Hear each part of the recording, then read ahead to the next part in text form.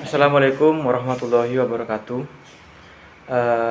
Saya Muhammad Hisam Kabani dengan NIM 21011100304, Fakultas dari Fakultas Hukum Universitas Trunojoyo Madura. Yang mana dalam kesempatan kali ini berkenan untuk memenuhi tugas individu dari hukum pemerintahan desa. Yang saya hormati Ibu Ida Wahyuliana, SHMH, dan teman-teman sekalian yang saya banggakan. Baik,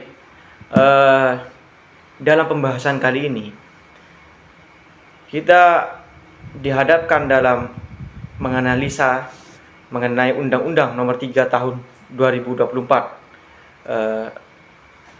yang mana undang-undang ini merupakan perubahan kedua dari Undang-Undang Nomor 6 Tahun 2014 atau revisi dari Undang-Undang Nomor 6 Tahun 2014. Dan undang-undang ini membawa perubahan dan penyesuaian yang bertujuan untuk memperkuat peran desa dalam pembangunan nasional dan tentunya meningkatkan kesejahteraan masyarakat desa. Dan saya dengar dari bawah, dari masyarakat, tentunya masyarakat desa bertanya-tanya mengapa undang-undang ini harus dirubah. Apakah efektivitas dari perubahan undang-undang ini akan memberikan kemajuan terhadap desa? Tentunya ya, mari kita akan bahas pertama. Dan poin yang pertama, dalam Undang-Undang Nomor 3 Tahun 2004 ini yang baru disahkan bulan kemarin, yang pertama, penguatan kewenangan desa. Undang-undang ini memberikan kewenangan yang lebih luas kepada desa dalam mengelola sumber daya dan pembangunan lokal.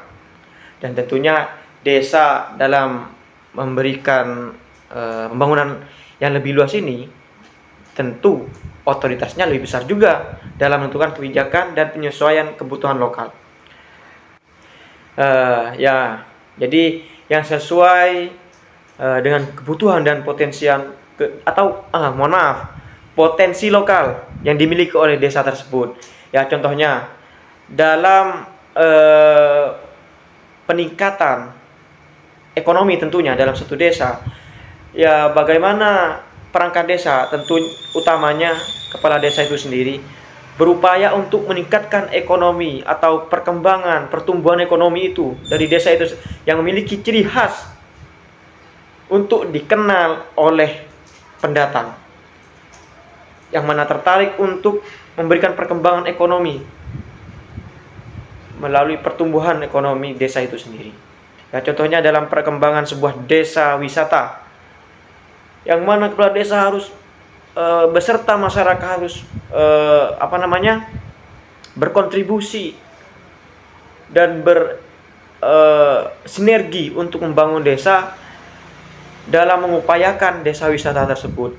Dan tentunya dalam langkah-langkah untuk menuju desa wisata ini akan membuat desa tersebut mengalami peningkatan, yaitu dalam segi swasembada, yang mana desa sudah mandiri dalam segi ekonomi pangan, jadi tidak lagi bergantung pada APBN dari sebuah kabupaten itu sendiri. Jadi melalui ekonomi kreatif itu, desa dapat mengurangi beban dari sebuah APBN itu sendiri. Jadi partisipasi masyarakat itu sangat penting untuk undang-undang ini mendorong sebuah proses pengambilan keputusan serta pengawasan pembangunan desa itu sendiri. Dan diharapkan partisipasi ini dapat meningkatkan kualitas dan relevansi program pembangunan serta membangun peradaban dari akar. Ya, jadi tentunya yang kita persoalkan yaitu tentang bagaimana keefektivitasan Undang-Undang Nomor 3 Tahun 2024 ini berjalan lancar dan sukses Jadi dimulai dari penguatan kelembagaannya itu sendiri. Penguatan kewenangan desa dapat meningkatkan kapasitas pemerintah desa dalam merencanakan, dalam melaksanakan program-program pembangunannya ke depan. Vision dari desa itu sendiri. Yang mana harus melihat dari potensi dan sumber daya lokal yang dimiliki oleh desa itu sendiri. Dan yang kedua, peningkatan kesejahteraan.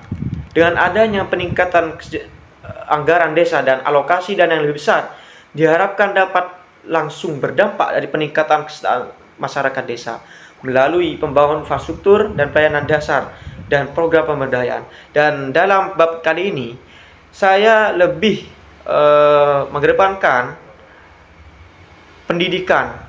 Jadi bukan pembangunan infrastruktur.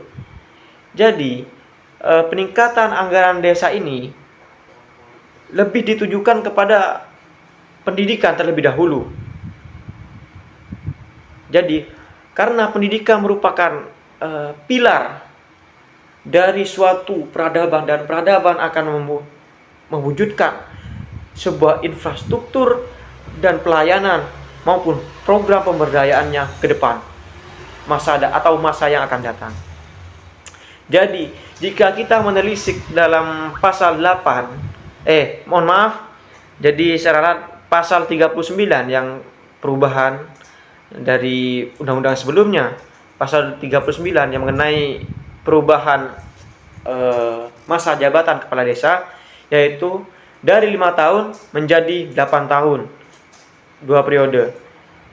Menurut saya ini sungguh tidak efektif dalam hal regenerasi, karena dalam masa jabatan yang begitu panjang, sebuah keluarga yang menjadi kepala desa tentunya ini membuat pandangan masyarakat desa itu sendiri tidak bisa berpaling kepada desa, tata cara atau perilaku yang dibawa oleh keluarga itu.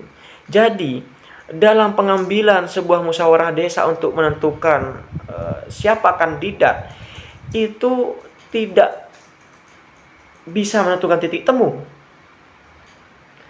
Dan apalagi ditambah dengan faktor local wisdom, culture. Jadi itu sangat melekat. Apalagi yang seperti yang sudah kita ketahui di desa, di kampung saya di Madura Sampang, itu dalam pemilihan sebuah penunjukan kepala desa itu berlangsung keras, bisa dikatakan keras. Jadi tertuju pada suatu golongan, hanya suatu golongan yang menentukan dalam kandidat kepala desa itu tersebut. Jadi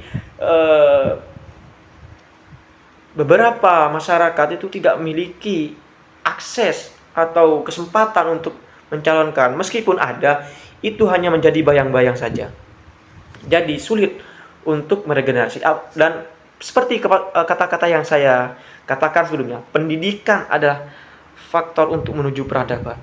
Karena pergantian kepala desa yang konsisten akan merubah mindset yang akan datang, ataupun program-program yang tidak terus-menerus meniru dari penjabat yang sebelumnya.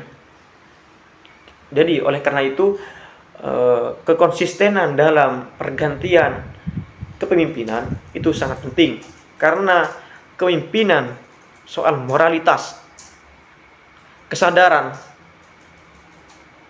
Nah, dan kesadaran dan moralitas ini dimulai dari desa, atau akar dalam sebuah pohon, jika ibaratkan dalam pohon. Jadi jika akarnya buruk, maka pohon tidak akan tumbuh. Begitu juga pun dengan sebuah negara.